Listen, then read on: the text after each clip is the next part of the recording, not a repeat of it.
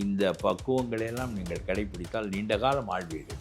மக்களுடைய தேவை நிறைவாகும். நீங்களும் நீண்ட காலம் ஆளுகின்ற பெருமை கிடைக்கும். அப்படி இல்லாவிட்டால் 2 ஆண்டு 1 ஆண்டில் நாறி போயிடும். ஏனென்றால் நீங்கள் சேர்த்து வைத்திருக்கிற வேட்பாளர்கள் பூரா மோசமான ஆட்கள். கிரிமினல்களை எல்லாம் நிறுத்தி எம்எல்ஏ ஆக்கியிருக்கிறார், திரிசாவை நிறுத்தி வரக்கூடாதா? நோன் ஃபிகர் தானே. இதெல்லாம் என்ன, யாரையோ நிறுத்துகிறார். இதைவிட பெரிய கொடுமை திமுக கூடாரத்தில் இருக்கின்ற காரணத்தினால் இவர் செய்த பிழைகள் இவையெல்லாம் தனி மனித நிலைகளில் பிழைகள் என்று கருதப்பட்டாலும் திமுகவை ஒழிப்பது என்கின்ற வெறி உண்டு நின்ற மக்களுக்கு இதெல்லாம் குற்றமாக தெரியவில்லை. நான் சொல்கிறேன், விஜய் முதலமைச்சராகி திரிஷா துணை முதலமைச்சரானாலும் எனக்கு ஒன்றும் மறுப்பு கிடையாது. திருச்சியில் வென்றாலும் எனக்கு மறுப்பு கிடையாது. ஆங்கிலத்தின் வழியாகத்தான் சுதந்திர போராட்டம் நடந்தது. ஆங்கிலத்தின் வழியாகத்தான் இந்திய ஒருமைப்பாடு நிலைநாட்டப்பட்டது. ஆகவே இந்தி அல்ல, அப்புறம் ஆங்கிலத்தின் இடத்தில் இதற்காக இந்தியை புகுத்துகிறாய். அது சிபிஎஸ்இ பள்ளிக்கூடங்களையே மூடும்படி சொல்ல வேண்டும். இதையெல்லாம் செய்வதற்குரிய தைரியம் உள்ளவர் நம்முடைய விஜய். தமிழ்நாட்டு அரசினுடைய அனுமதியோடு தானே அவை திறக்கப்படுகின்றன. நீ காசு வாங்குவதற்கு தானே இந்த பள்ளிக்கூடத்தை வைத்திருந்தார். இந்த ஸ்டாலின் செய்த ஒரு பக்கம் இந்தியை எதிர்ப்பது, ஒரு பக்கம் இந்தியை ஆதரிக்கக்கூடிய சிபிஎஸ்இ திட்டத்தை உள்ளே விடுவது. நீ நேஷனல் எஜுகேஷன் பாலிசியை எதிர்த்தாயே, சிபிஎஸ்இ எதிர்த்தாயா என்று கேட்கிறேன். எண்ணம் என்ன, சிந்தனை போக்கு என்ன என்று மத்திய அரசாங்கத்துக்கு புரிய வேண்டும். புரிந்து அதற்கேற்ப நடக்க வேண்டும். நான் சொல்கிறேன், நான் திராவிட இயக்கத்தை ஒழிக்க வேண்டும் என்று நினைக்கின்றவன் இல்லை. திமுகவை ஒழிக்க வேண்டும், ஸ்டாலினை ஒழிக்க வேண்டும், கருணாநிதி குடும்பத்தை ஒழிக்க வேண்டும், வாரிசு அரசியலை ஒழிக்க வேண்டும், கொள்ளையடிப்பதை ஒழிக்க வேண்டும். அது எந்த பேர்? சம்மர் வந்தாச்சு. What's your plan for this holiday? GT Holidays, South India's #1 travel brand. குளு குளுன்னு காத்து வீசுது. உங்கள் சத்யாவில் குளு குளு ஏசி ஆஃபர். மக்களுக்கு நல்லது பண்றதுக்கு அரசியலுக்கு வாங்கடா, கொள்ளை அடிக்கிறது கொலை பண்றதுக்கு அரசியலுக்கு. வணக்கம் சார். ஒரு சைடு வந்துட்டு என்னெல்லாம் பண்ணணும், என்னெல்லாம் பண்ணக்கூடாதுன்ற மாதிரி சொல்லிட்டீங்க. ஆனால் இப்போ வந்து முக்கியமாக பேசப்பட்டு இருக்க விஷயம், யார் கூட அவங்க கூட்டணி வச்சா ஆட்சி அமைச்சா நல்லா இருக்கும் அப்படின்ற ஒரு விஷயம் தான். பிரேமலதா அவர்கள் வந்து சொல்லியிருந்தாங்க, விஜய் வந்து நம்ம தம்பி தான், என் மகன் மாதிரி தான், ஆனால் வந்துட்டு கட்சியில் வந்துட்டு சேருவோமான்னு கேட்டால் முடியாது அப்படின்றத சொல்லிட்டாங்க. இப்போ சிபிஐ, சிபிஎம் அவங்கெல்லாம் வந்துட்டு ஓகே, கட்சி என்ன முடிவு பண்ணதோ அதை தான் நாங்கள் பண்ண போகிறோம் அப்படின்ற மாதிரி ஒரு ஹிண்ட் மாதிரி கொடுத்துருக்காங்க. இப்படி இருக்கும்போது இவர் யார் கூட வந்துட்டு சேர்ந்தா நல்லா இருக்கும்னு நினைக்கிறீங்க விஜய் அவர்களுக்கு? யார் கிடைக்கிறானோ அவனை சேர்த்து கொள்ள வேண்டியதான். இது யார் வந்தால் நன்றாக இருக்கு என்று நீ என்ன விண்ணரசையா படைக்க வந்து? ஏன்னா இப்போ பிஜேபி வந்துட்டு விஜய் மூலியமா உள்ள வராங்க அப்படின்ற ஒரு விஷயம் சொல்றாங்க. அப்படி இருக்கும்போது விஜய் மூலமா எப்படி வர முடியும்? ஏடிஎம்கே கூட அவர் ஜாயின் பண்ணிடுவாரு. ஏடிஎம்கே மூலியமா வந்துட்டு பிஜேபி உள்ள வந்துருவாங்க, தமிழ்நாடு நாசமா போச்சு அவ்வளவுதான் அப்படின்ற ஒரு பேச்செல்லாம் வந்து போயிட்டு இருக்கு. அப்படி இருக்கும்போது இவர் யார் கூட கூட்டணி அது தெரியல. வைக்கிறாருன்றதே அவருக்கு யார் யார் வசப்படுகிறார்கள், யார் யாரை அவர் அணுகுகிறார், எது எது இயலக்கூடியது, எத்தை தின்றால் பித்தந்தீரும் என்று எவனோடயா சேர்த்து ஆட்சிக்கு வந்து விடுவார்கள். அது ஒரு பக்கம் இருக்கட்டும். பிஜேபி தானே பகை, அதிமுக பகை இல்லை. எனக்கு தெரியாது அவர் அதிமுக என்ன முடிவு செய்கிறார்கள் என்பது பெரிய கட்சி, அது அவர்கள் முடிவு செய்வார்கள்.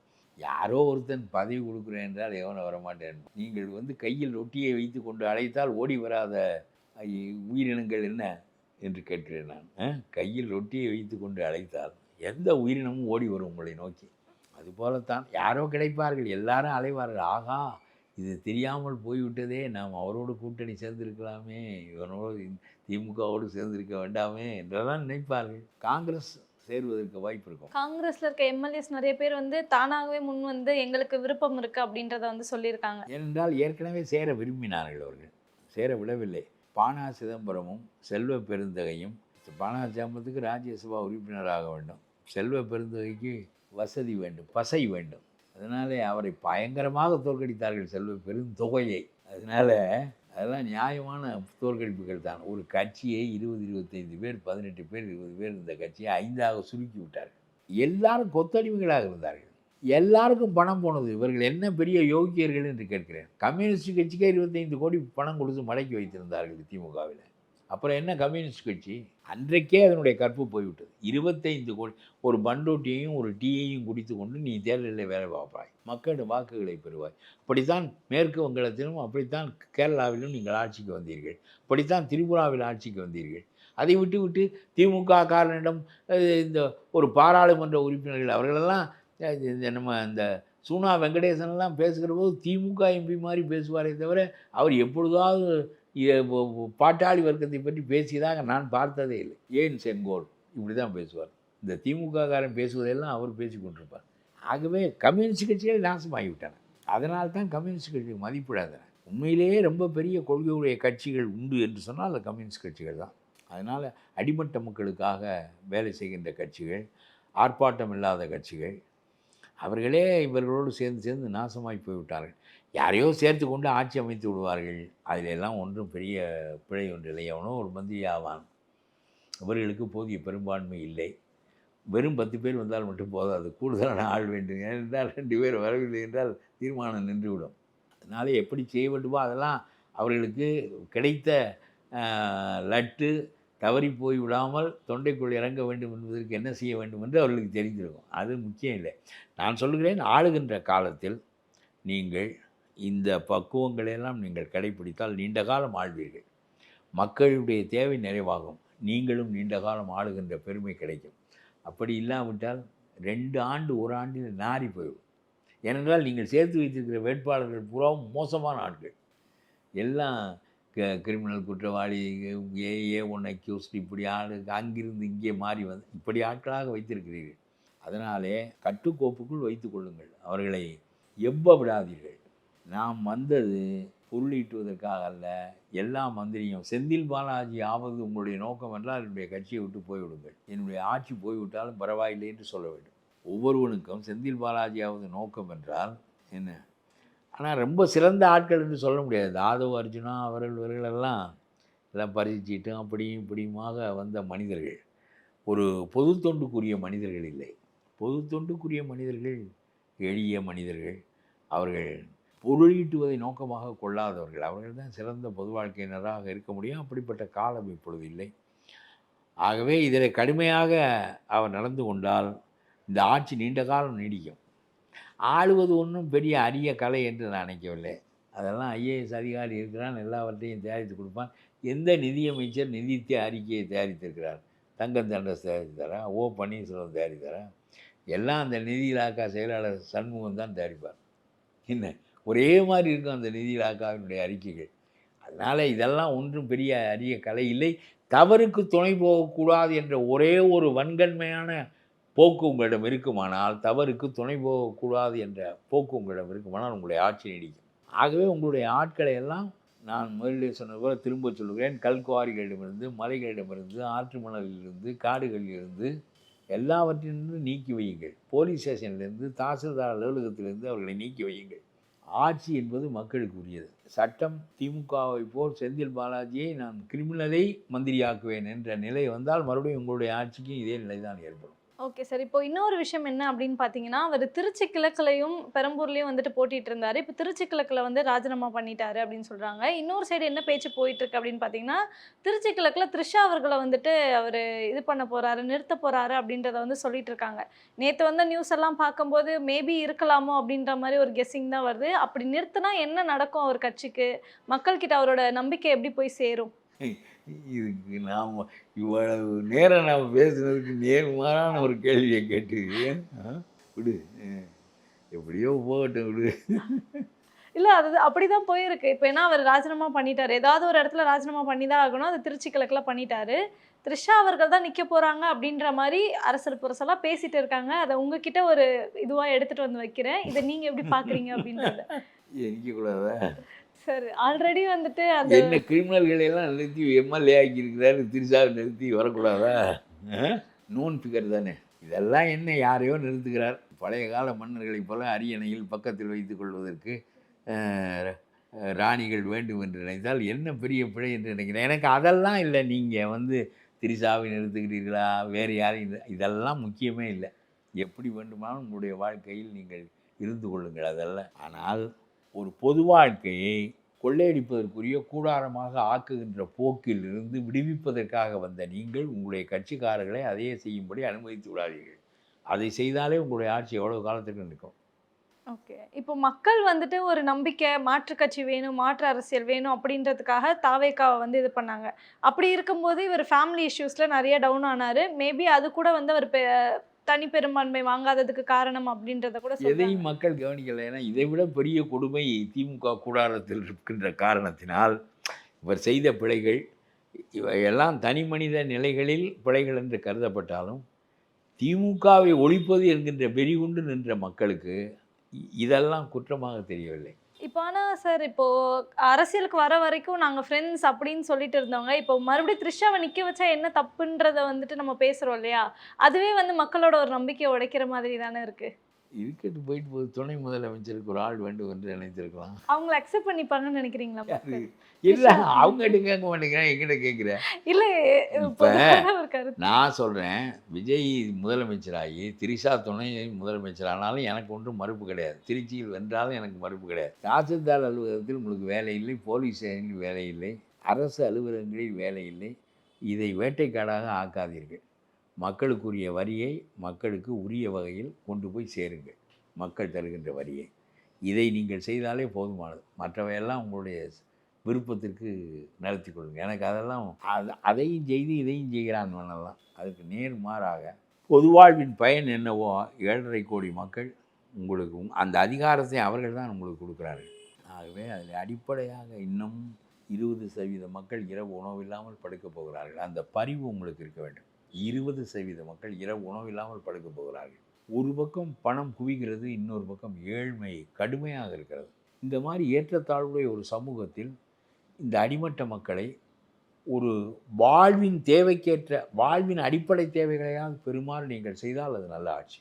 5 லட்சம் கோடியை வைத்திருக்கிற அம்பானி அதை என்ன செய்வார் என்று எனக்கு தெரியாது. வெறும் சைபர்களாக பாஸ்புக்கில் போட்டுக்கொண்டே போக வேண்டியதுதானே தவிர அவரால் நுகர முடியாது. ஒரு கட்டை வண்டி இழுக்கிற கந்தசாமிக்கும் கந்தனுக்கும் உப்பரிகையில் வாழ்கிற அம்பானிக்கும் நுகர்ச்சி ஒன்று தான். 3 வேளை உணவு தான், 2 உடை தான். நுகர்ச்சிக்கு மேலாக மனிதர்களிடம் கூடுதலாக நுகர்ச்சியில் வேறுபாடு இல்லை. நீ 5 ஸ்டார் ஹோட்டலில் போய் ஒரு இட்டலிக்கு 100 ரூபாய் கொடுத்து சாப்பிடுகிற இட்டலியே அவன் 5 ரூபாய் கொடுத்து அம்மா உணவகத்தில் சாப்பிடுவான். அவ்வளோதான். அதனால் அதெல்லாம் ஒன்றும் பெரிதில்லை. இந்த ஏற்றத்தாழ்வான சமூகத்தை ஒழிப்பதெல்லாம் விஜய் செய்வார் என்று நான் நினைக்கவில்லை. 2வது, அவருக்கு கடுமையாக பிஜேபியோடு மல்லு கட்ட வேண்டிய கட்டாயம் இருக்கிறது. அவர் பிஜேபி கூட சேர்ந்துருவாருன்ற ஒரு பயம் வந்து எல்லார்கிட்டையும் போயிடுவார். அவ்வளோதான். அப்படி தான் எனக்கு தோன்றுகிறது. அதாவது இப்பொழுது பாராளுமன்ற இடங்கள் குறைக்கப்படுகின்ற நிலை இருக்கிறது, தெளிவாக இருக்கிறது. மோடி சொல்லுகிறார், உத்தரப்பிரதேசத்தில் உத்தரப்பிரதேச பாராளுமன்ற இடங்களில் எண்ணிக்கையை பற்றி விமர்சனம் செய்கிறார்கள் தமிழ்நாட்டில். அவர்களோடு முலாயம் சிங் கூட்டு சேர்கிறார் என்று சொல்லுகிறார். நான் சொல்லுகிறேன், இது பெருவாரியான பாராளுமன்ற இடங்கள் என்பது ஒரு கட்சிக்கு உரிய இடங்கள் இல்லை, மக்களுக்குரிய இடங்கள்.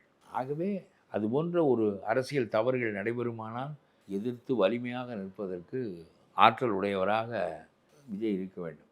இதுவரையிலும் சும்மா கொள்கை எதிரி என்று வலிக்கு கொண்டு போய்விட்டார். இதெல்லாம் வெறும் கொள்கை எதிரி என்று இன்னுமே எல்லாம் பொறுப்பில் இருந்து கொண்டு இருக்க முடியாது. எதை எதிர்க்க வேண்டுமோ அதை எதிர்க்க வேண்டும், எதற்கு மல்லு கட்ட வேண்டுமோ மல்லு கட்ட வேண்டும். தமிழ்நாட்டு மக்களின் சார்பாக மல்லு கட்ட வேண்டிய கட்டாயம் உங்களுக்கு இருக்கிறது. அது பார்லிமெண்ட் இடங்களை காப்பாற்றுவதற்காக இருந்தாலும் சரி, தமிழ்நாட்டு மக்களின் உரிமைகளை காப்பாற்றுவதற்காக இருந்தாலும் சரி. சிபிஎஸ்சியில் 3 மொழி கொள்கையை கொண்டு வந்து விட்டார்கள். 2000 பள்ளிகள் இருக்கின்றன. நான் விஜய்க்கு சொல்லுகிறேன், 2000 பள்ளிகள் தமிழ்நாட்டில் இருக்கின்றன. இந்த 2000 பள்ளிகளில் ஒரு மொழி ஆங்கிலம், ஒரு மொழி தமிழ். இதுபோக வேறொரு மொழியை மாணவன் தேர்வு செய்து கொள்ளலாம் என்று இருந்தது. புதுச்சேரியில் இருக்கிறவனெல்லாம் ஃப்ரெஞ்சை தான் தேர்வு செய்வான். ஏனென்றால் ஃப்ரெஞ்சால் ஆளப்பட்ட நாடு அது. ஃப்ரெஞ்சுக்கு இவனுக்கு குடியுரிமை கொடுக்குறார்கள். இங்கே ஃப்ரான்ஸில் இவர்களுக்கு ரொம்ப செல்லம். புதுச்சேரியில் இருக்கிறவனுடைய பணம் பூராவும் ஃப்ரான்ஸினுடைய ஃப்ராங்க் தான். அதனால் அவனை ஃப்ரெஞ்சு படிக்க விடாமல் இப்போ அந்த திட்டம் கொண்டு வரப்படுகிறது. இந்திய மொழிகளில் 2 படி. இந்திய மொழிகளில் 2 எதை படிப்பது? ஒன்று தாய்மொழி, தெலுங்கு அல்லது கன்னடம் அல்லது தமிழ். சரி, உத்தரப்பிரதேசக்காரனுக்கு ஹிந்தி. அப்புறம் இன்னொரு மொழி, எந்த மொழியை படிப்பான்? அவன் எந்த மொழியும் படிக்க மாட்டான், ஆங்கிலத்தோடு நிறுத்தி கொள்வான். நம்ம 3வது மொழியாக கன்னடம் படித்து பயனில்லை, தெலுங்கு படித்து பயனில்லை. ஹிந்தி படிப்பது உன்னுடைய பெரும்பான்மை அரசை நிலைநாட்ட பயன்படுமே தவிர, you will become the majoritarian race. Majoritarian race will rule the country. ஏன்னா அப்படித்தான் நீங்கள் ஆக்குவதற்காகத்தான் நீங்கள் இந்தியா அப்படிப்பட்ட நாடு இல்லை, சோவியத் நாடு மாதிரியான நாடு தான் அது. பல்வேறு மொழிகள், பல்வேறு இனங்கள் உள்ள நாடு. இங்கே வந்து இந்தி இங்கே வருவதற்கு வேலையெல்லாம் இல்லை, கடுமையாக எதிர்க்க வேண்டும். அதெல்லாம் திராவிட இயக்கங்கள் ஒழிக்கப்பட வேண்டும் என்றால் திராவிட இயக்கத்தின் அடிப்படை கொள்கையான இந்தி எதிர்ப்பு, இடஒதுக்கீடு இவையெல்லாம் ஒழிக்கப்பட வேண்டுமா என்று கேட்கிறேன் நான். ஸ்டாலினுடைய ஊழல் ஒழிக்கப்பட வேண்டும், ஸ்டாலினுடைய நேர்மையற்ற போக்கு ஒழிக்கப்பட வேண்டும். மம்தாவையும் ஸ்டாலினையும் தோற்கடித்ததிலே நாம் அடைகின்ற மகிழ்ச்சிக்கு காரணம் அவர்கள் இதுவரையிலும் புரிந்த அயோக்கியத்தனங்கள். அதுதான் காரணமே தவிர திராவிடம் என்ற சொல்லின் மீதே பெரிய பகை பாராட்டுகிறார்கள். அதுதான் நம்முடைய இனத்தின் பெயர். நாம் திராவிட கூறுகளில் ஒன்றாகிய தமிழ் கூறு, அவ்வளோதான். தமிழ் பெற்ற பிள்ளைகள் தான் அவர்களெல்லாம். மகள் என்று தமிழிலே சொல்லுகிறோம், மகள் என்று கன்னடத்திலே சொல்லுகிறான். தண்ணீர் என்று தமிழிலே சொல்லுகிறோம், வெள்ளம் என்று மலையாளத்திலே சொல்லுகிறான். நாமும் வேறு வேறா? ஆனால் இன்றைக்கு தனித்தனி மாநிலங்களாக வாழ்வது போதுமானது என்கின்ற நிலை இருக்கின்ற காரணத்தினால் ஒருவரின் ஆளுமை இன்னொருவரின் மீது செல்லாது. ஆனால் தமிழ் மொழிக்கு போராடுவது, இந்தியை எதிர்ப்பது, இடஒதுக்கீட்டு கொள்கையை நிலைநாட்டுவது, இது போன்ற காரியங்கள் எல்லாம் எந்த கட்சியாக இருந்தாலும், திராவிடம் அல்லாத கட்சி ஆட்சிக்கு வந்து விட்டது என்று சொன்னால் இடஒதுக்கீட்டை எடுத்து விடுவாயா? இந்திக்கு வரவேற்பு படிப்பாயா? தமிழை வேண்டாம் என்று சொல்வாயா? எவ்வளவோ இருக்கிறது மத்திய அரசாங்கத்தோடு. இப்பொழுது இந்த சிபிஎஸ்இ பள்ளிக்கூடங்களில் கட்டாயமாக கொண்டு வந்து விட்டார்கள். ஆகவே பிரெஞ்சு படிக்க முடியாது, அவன் பிரான்ஸுக்கு போக முடியாது, ஃப்ராங்கு புதுச்சேரிக்கு வராது அந்நிய செலாவணியாக. அது எதற்காக? அவன் ஒரியாவை படித்து என்ன செய்வது? வங்க மொழியை படித்து என்ன செய்வது? கேட்கிறேன். ஆகவே இதையெல்லாம் கண்டிப்பாக எதிர்த்து நிற்க வேண்டிய கட்டாயம் விஜய் போன்றவர்களுக்கு உண்டு. எதற்காக சிபிஎஸ்இ பள்ளிக்கூடமே எதற்கு வேண்டும் என்று கேட்கிறேன். இந்த ஸ்டாலின் போன்றவர்கள் 20 லட்சம் ரூபாய் பணம் வாங்குவதற்காக ஏற்படுத்திய ஏற்பாடு இது. அவர் மருமகளை அவருடைய குடும்பத்தைச் சேர்ந்தவர்களை சிபிஎஸ்இ நடத்துகிறார்கள். தமிழ்நாட்டில் அரசு பள்ளிக்கூடங்கள் நடக்கட்டும், ஆங்கில வழி பள்ளிக்கூடங்கள் வேண்டும் என்று கருதுகிற மேட்டுக்குடி மக்களுக்கு ஆங்கில வழி பள்ளிக்கூடங்களையும் நடத்திவிட்டு போகட்டும். ஆனால் இதற்கு சிபிஎஸ்இ திட்டம், central board of secondary education என்று நீ என்றைக்கு சொன்னாயோ, சென்ட்ரல் போர்டுனா Hindi will come, Hindi will be imposed. ஆகவே இந்தியா ஒன்றாக ஆக்கப்பட்டது ஆங்கிலத்தின் வழியாகவே தவிர இந்தியின் வழியாக அல்ல. உத்தரப்பிரதேசக்காரனும் தமிழ்நாட்டுக்காரனும் ஒருவரும் தொடர்பு கொள்ள முடியாமல் இருந்த காலத்தில் ஆங்கிலேயன் வந்து ஆங்கிலத்தை கற்பித்த பிறகுதான் ஊபிக்காரனும் நாமும் தொடர்பு கொண்டோம். காந்தி நம்மோடு தொடர்பு கொள்ள முடிந்தது, நம்மால் நேருவோடு தொடர்பு கொள்ள முடிந்தது. ஆங்கிலத்தின் வழியாகத்தான் சுதந்திர போராட்டம் நடந்தது, ஆங்கிலத்தின் வழியாகத்தான் இந்திய ஒருமைப்பாடு நிலைநாட்டப்பட்டது. ஆகவே இந்தி அல்ல, அப்புறம் ஆங்கிலத்தின் இடத்தில் இதற்காக இந்தியை புகுத்துகிறாய். அது சிபிஎஸ்இ பள்ளிக்கூடங்களையே மூடும்படி சொல்ல வேண்டும். இதையெல்லாம் செய்வதற்குரிய தைரியம் உள்ளவர் நம்முடைய விஜய் என்று நான் நினைக்கவில்லை. அவர் ஒரு மேட்டுக்குடி வாழ்க்கையில் பழகியவர். அவர் அப்படி தனி விமானத்தில் போக வேண்டும், ஹெலிகாப்டரில் போக வேண்டும், தனி விமானத்தில் போக வேண்டும். ரொம்ப இந்த நாட்டில் ஒரு நாட்டினுடைய தந்தை 3வது வகுப்பில் தான் பிரயாணம் செய்வேன் என்பதை கொள்கையாக கொண்டிருந்து அவனால் விடுதலை செய்யப்பட்ட நாடு இது. அதை விட கொஞ்சம் கூடுதலாக இருக்கலாம். முதல் வகுப்பில் போகிறேன் என்று தனி விமானத்தில் போக வேண்டும். இனிமேல் அரசாங்க செலவுகள் கூடும்.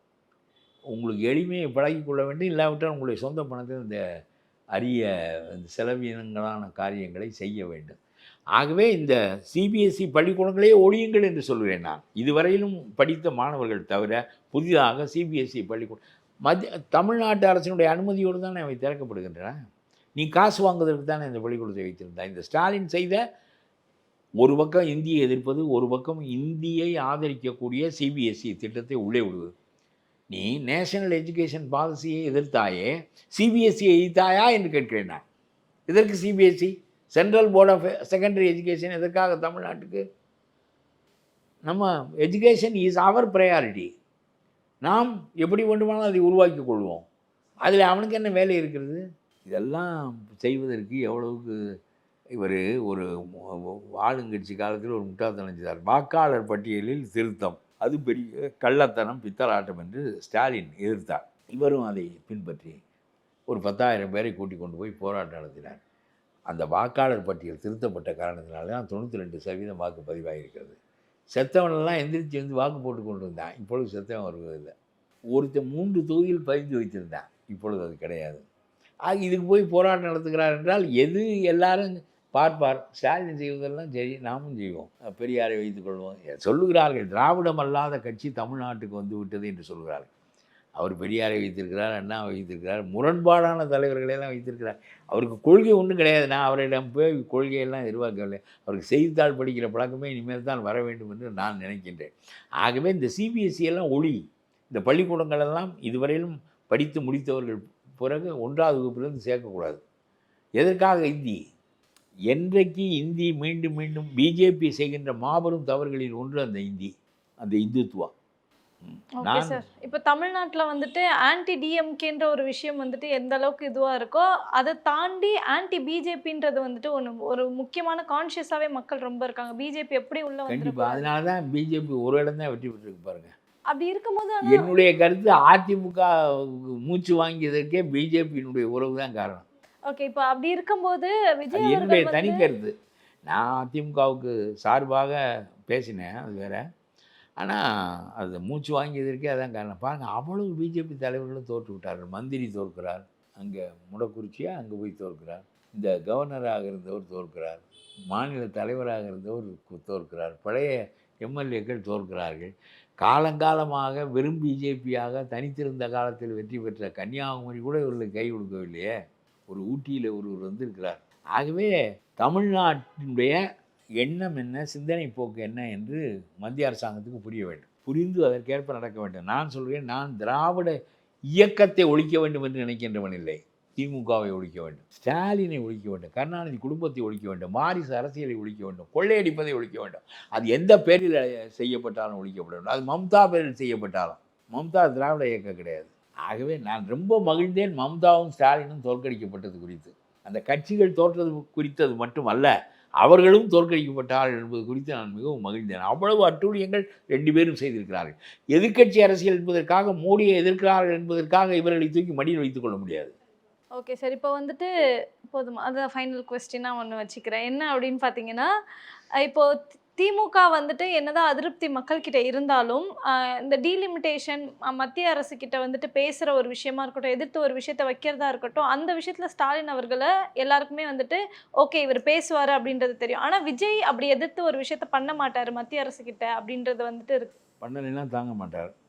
He cannot represent the Tamil people. He cannot represent the Tamil civilization. He cannot represent the Tamil region. He will be finished in politics. சும்மா வெறும் பெரியார் கட்டவுட்டை மட்டும் வைத்து கொண்டால் போதுமா? பெரியார் தமிழ்நாட்டுக்கு செய்த தொண்டு பார்ப்பன எதிர்ப்பு மற்றவை அல்ல, கடவுள் மறுப்பு அல்ல. நாம் திராவிடர்கள், நாம் தனியான இனத்தினர் என்று திராவிடர் கழகம் என்ற பெயரால் ஒரு அமைப்பை நிலைநாட்டி நம்முடைய தமிழ் நாகரிகம், தமிழினம், திராவிடத்தின் தொன்மை இவற்றை நமக்கு புரிய வைத்தது தான் அவர் செய்த மாபெரும் தொண்டு. அவருக்கே அது முதல்ல புரியாது. தென்னிந்திய நல உரிமை சங்கம், அவர் சவுத் இந்தியன் வெல்ஃபேர் அசோசியேஷன் வைத்திருந்தார். அப்பொழுது அவருக்கு அந்த சிந்தனை இல்லை. நீதி கட்சியில் அவர் இருந்தார், அப்பொழுது அவருக்கு அந்த சிந்தனை இல்லை. சுயமரியாதை இயக்கம் நடத்தினார், அப்பொழுது அவருக்கு சிந்தனை இல்லை. எப்பொழுதும் திராவிடர் கழகமாக அது ஆக வேண்டும், இது it should represent the regional people, linguistic nationalism என்று அவர் கருதினாரோ அப்பொழுது தான் பெரியார் தவிர்க்க இயலாத மாபெரும் வரலாற்று பணியை செய்கிறார். அவருக்கு துணையாக நின்றவர் அண்ணா. இது ரெண்டையும் நான் காந்தியை தான் தலைவனாக கொண்டவன். நான் உனக்கு சொல்கிறேன், காந்தியை தான் தலைவனாக கொண்டவன். பிறப்புக்கே 25 வயதில் எனக்கு காந்தி தலைவனானால் இன்றைக்கும் எனக்கு காந்தி தான் தலைவன். காந்தி குஜராத்தி அல்ல, காந்தி உலக மனிதன். அவன் வழிகாட்டத்தக்க மாபெரும் தலைவன். ஆனால் இந்த தமிழ்நாட்டுக்கு தமிழ் இனம் தவித்த நிலையில் திராவிடர் இயக்கமாக அதை நிலைநிறுத்திய ஒன்றுதான் பெரியாரும் அண்ணாவும் செய்த மாபெரும் பணிகள். மற்றவையெல்லாம் ரெண்டாவது தான். ஓகே சார், நிறைய விஷயங்கள் ரொம்ப தெளிவாக பேசியிருந்தீங்க. ரொம்ப நன்றி. Summer vandachu. What's your plan for this holiday? GT Holidays, South India's #1 travel brand. Kulu kulunu kaathu veesudhu. உங்கள் சத்யாவில் குளு குளு ஏசி ஆஃபர். மக்களுக்கு நல்லது பண்றதுக்கு அரசியலுக்கு வாங்கடா, கொள்ளை அடிக்கிறது, கொலை பண்றதுக்கு அரசியலுக்கு